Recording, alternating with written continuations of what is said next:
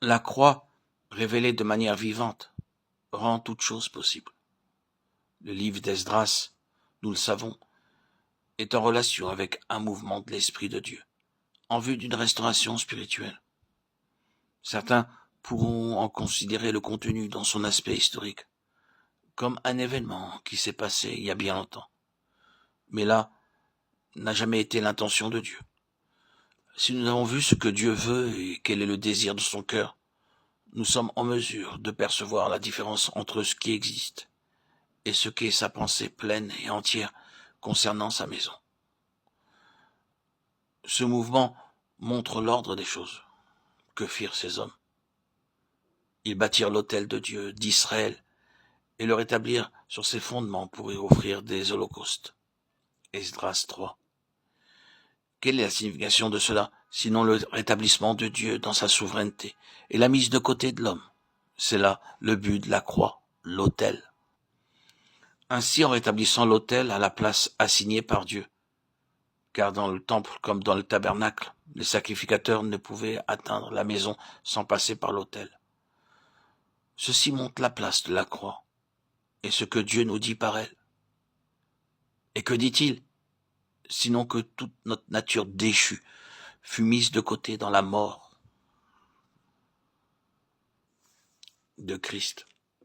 Il déclare ainsi que la croix est la fin absolue de la race de l'homme créé. Désormais, de la résurrection est issue une nouvelle humanité, telle qu'elle est en Christ. En mettant l'autel à sa place, il reconnaissait la souveraineté sans partage de Dieu et l'adoration due au seul vrai Dieu.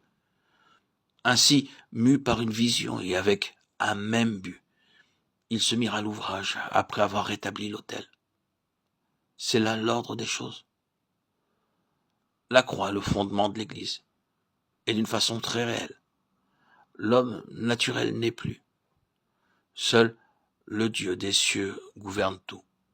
Bien que cette déclaration soulève un très grand problème, celui de la vie vécue dans l'esprit. Cependant, le témoignage du Seigneur, par son Église, demande sa souveraineté sans partage. Que nous allions au plus près de ce qui est complet, de ce qui est la pensée pleine et entière de Dieu, pour ce qui est réalisé, procède du ciel.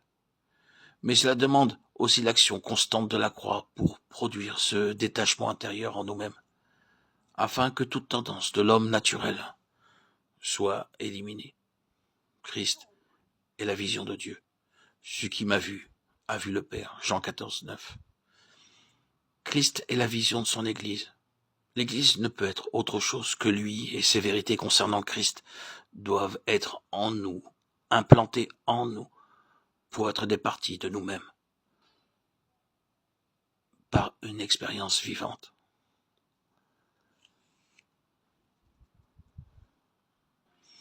L'Église est céleste et spirituelle, en raison de sa position dans les cieux, et parce qu'elle est gouvernée et conduite sur la terre par l'Esprit céleste.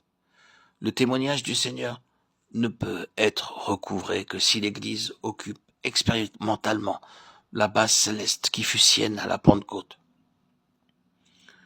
Et cela signifie que la croix doit dégager le terrain occupé par la vie de l'ancienne création pour réintroduire la nouvelle.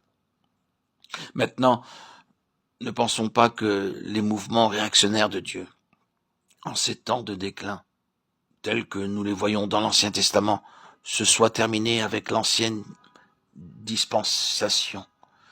La passion et la souffrance sont toujours dans le cœur de Dieu pour son témoignage, par un peuple qui soit une révélation vivante de lui-même.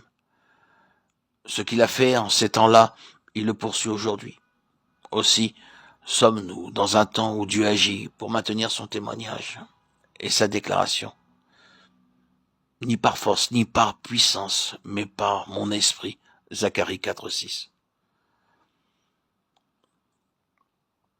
Cette déclaration est toujours d'actualité pour notre temps, en dépit de l'ignorance de son peuple, qui ne manque cependant pas d'activité, mais avec un pôle d'intérêt bien différent.